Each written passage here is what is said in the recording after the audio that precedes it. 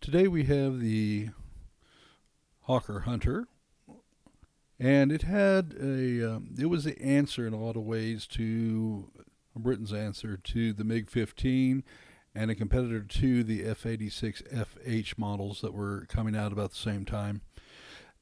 This aircraft was extremely interesting and a huge export success. Mostly found its way into the air forces of about over a dozen countries, actually. And you can see one of the things about this, and one of the things you'll notice in the game, is the quad pack of Aden cannons, 30 millimeters, moving about 1,800 feet per second, which is not great for an aircraft gun, but nonetheless, later marks of the Aden would actually come in at about 2,600 feet per second. It took me a lot of research to find that one out. Anyway, if anything negative could have been said from the actual historical Hunter, was his short range. And it had a range of about 385 miles total. And in comparison, for instance, your F-86F, depending on the mark, came in between 430 and 450. The MiG-15, for a basis of comparison, would be much, much shorter. Okay, so what made the aircraft such a success? Well, it was very maneuverable.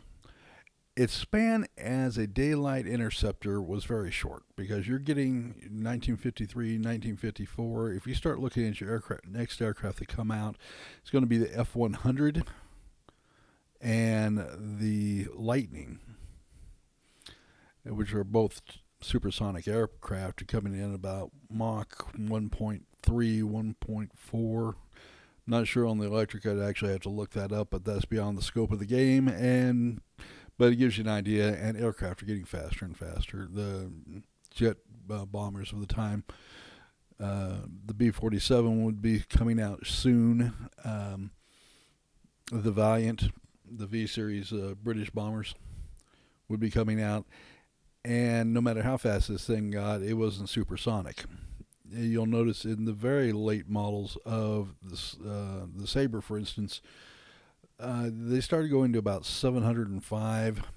Still gives this aircraft 15 miles an hour advantage, maybe 20, depending on how you measure it. But so its lifespan as an interceptor was very short. Its lifespan as a fighter bomber went on for decades. And it was very good as a fighter bomber. Could carry significant amounts of stores. That is probably why they put it as a multi-operational fighter. Hate that term. I wish they'd just say fighter bomber, because that's what they were. And there's always room in an inventory for a good fighter bomber. Go ask the U.S. They love fighter bombers over everything else. There's a reason why there's only 180 F-22s, and there are going to be over 1,500 F-35s. If any Air Force in the world loves fighter bombers, you will never find a better friend than the U.S. Air Force. But that's true nonetheless. However, the major problem with the range, they eventually got a wet point in it, extended its range out somewhat. It was never going to be a great long-range fighter, and let alone fighter bomber, but it's also indicative of the time where every 3 or 4 years another generation of fighters with better, faster, longer range were coming out, and this is very indicative of that point. All right, we've reached the end of this, and we'll move on to the flight segment of the game. Okay, so we're going to move straight on into the flight segment of this.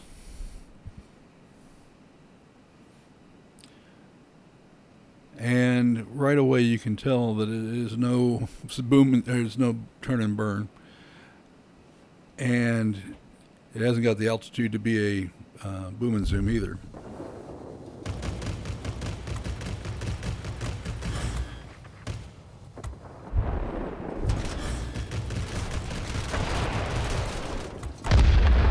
However, you can tell when you're on target because you immediately destroy the other aircraft. All right, so flip it on around.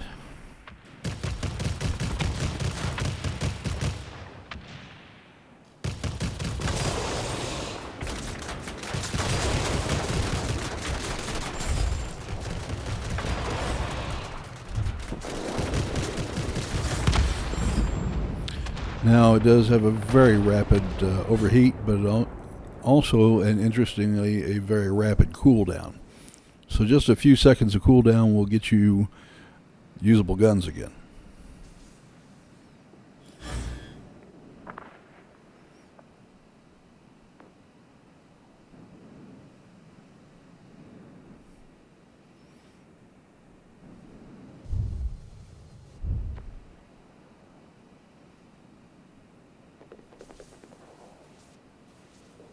Now chasing this HG3,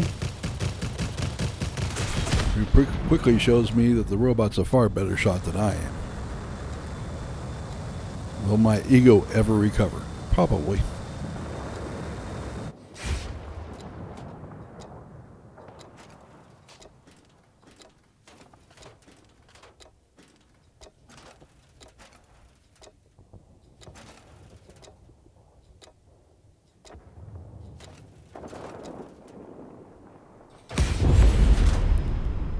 But it does take a while to get used to the guns.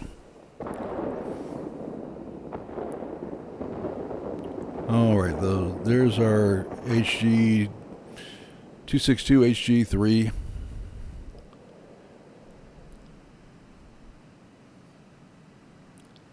A little lower altitude this time. And he makes the mistake of ignoring me.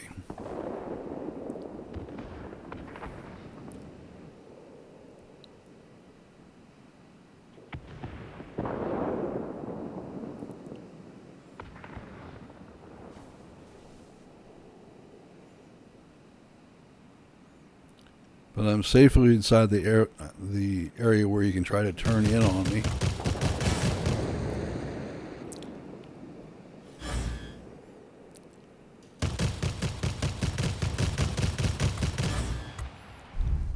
Clocked him a couple of times, nothing serious yet.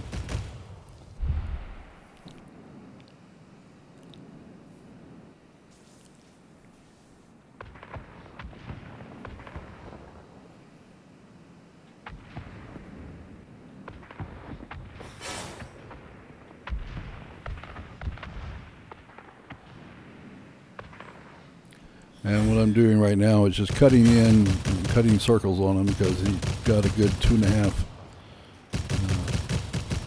maybe just a hair more 360 turn time on him. And yes, you can tell when you start dialing in on guns because his health bar disappears pretty quick.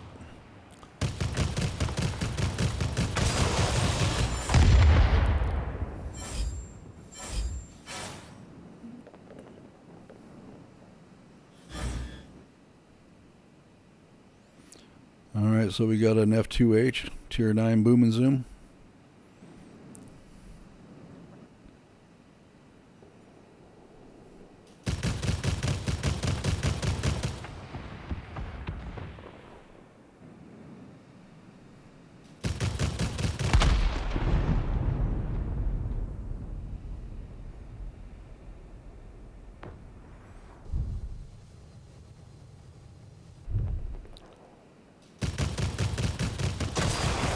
Here.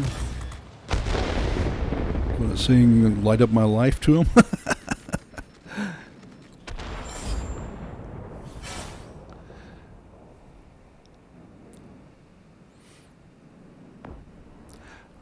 I got robbed on that one.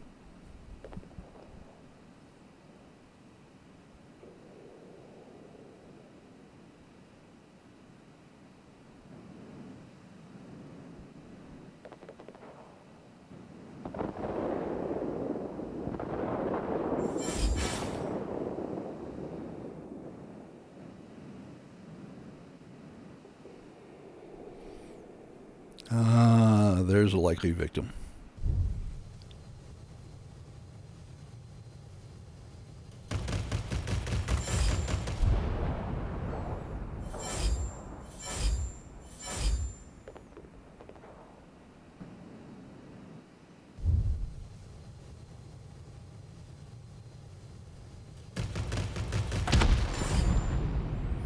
Yes, you can always tell when your guns are on.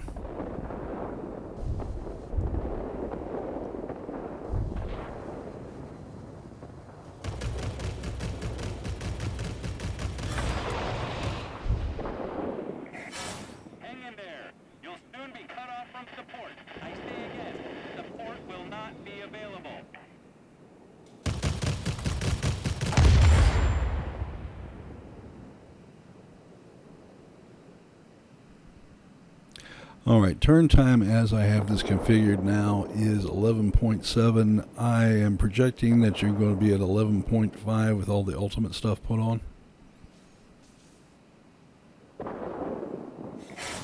Keep it up. Victory is almost ours. Air supremacy achieved.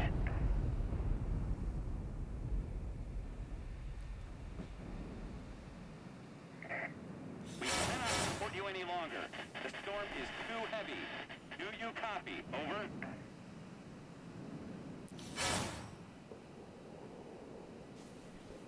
So just mosey on over here, getting about 533 miles per hour cruise time.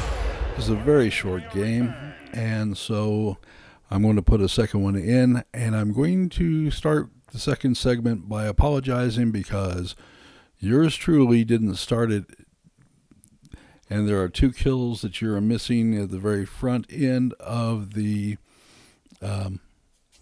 second video segment. But I didn't want to give you guys a real short one today, so we'll go ahead and put that in anyway. Just got the aircraft today, and you're seeing it just right on out of the production chute. So 6 kills. That one really should have been 7.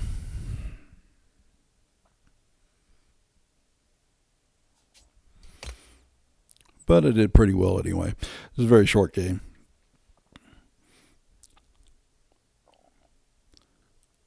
And tapped it out pretty quickly from the other side. Okay, so we'll start this by saying, yeah, we got 2 kills on this before you even got to see this. And you missed somebody rescuing my sorry behind from getting killed by another aircraft.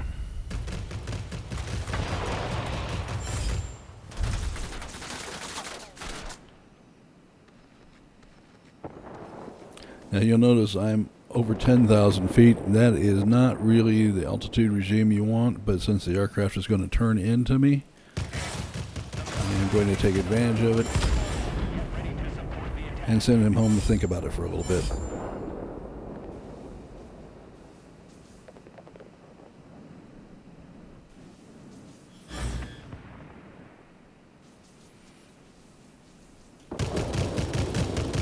That's an XF-90. And about this time, it's occurring to me just how dumb it is to be up here at 200 something miles an hour with a XF-90 that can outrange me and circle back and kill me at will. So I am very adroitly going to take the cowardly way out and head for the deck.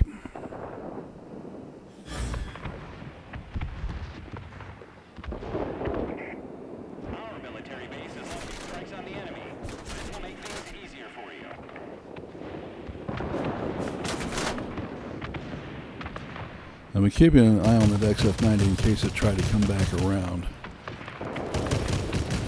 which is why I pulled that maneuver right there. And very brightly got several other aircraft on my tail, so I am heading for the deck and hitting the throttle for everything I'm worth, which got rid of the other aircraft.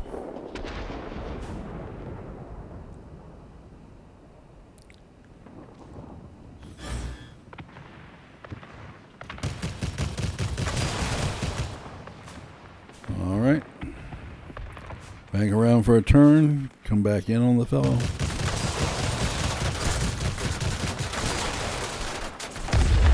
And he introduces me to his tail gun. Nice job on his behalf, by the way. Enemy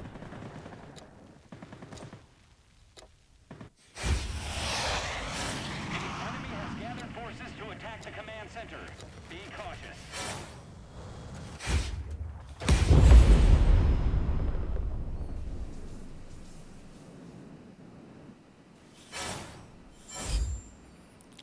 And they went and got the base on us. Enemy bombers inbound. Don't let them reach their target.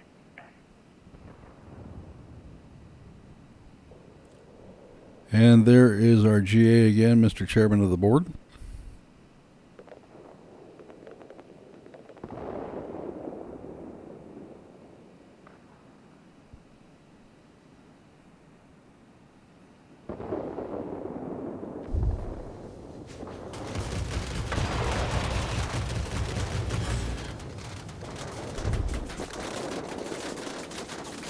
And he's chewing me up.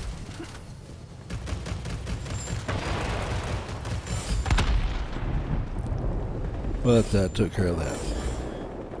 A lot of firepower out of this puppy. Lots and lots of firepower. He was kind of chewed up anyway, but it didn't take very long to get rid of that GA.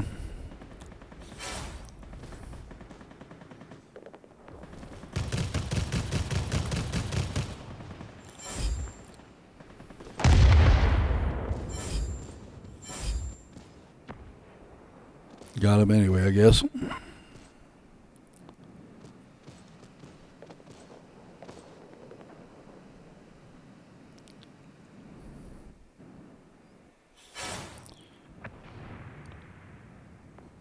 And here the guy comes right back.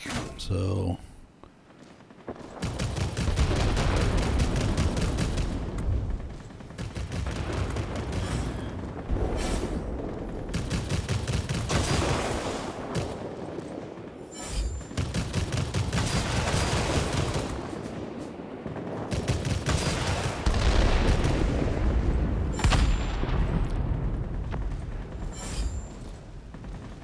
I don't think it gave me swamp on that one, do you?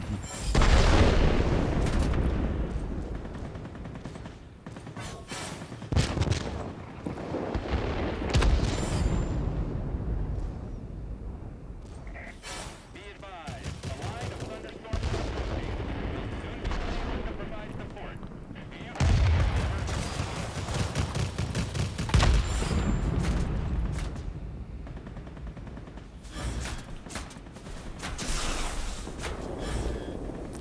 And we're going to do a loop-to-loop with a round-around with the Seahawk here.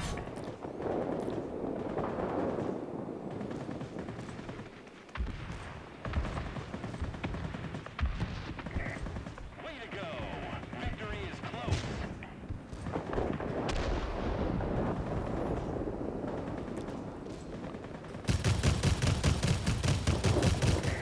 That's it. There's no way to break through for you now. You're on your own.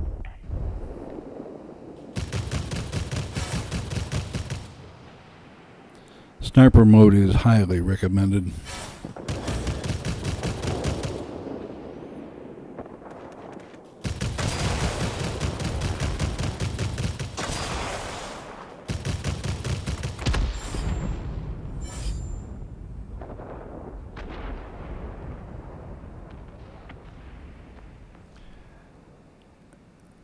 We're getting to the end of the video here, so I wanted to take a moment and thank you for watching. I do appreciate it, all the kudos, kind comments, and the subscription. Have a great day.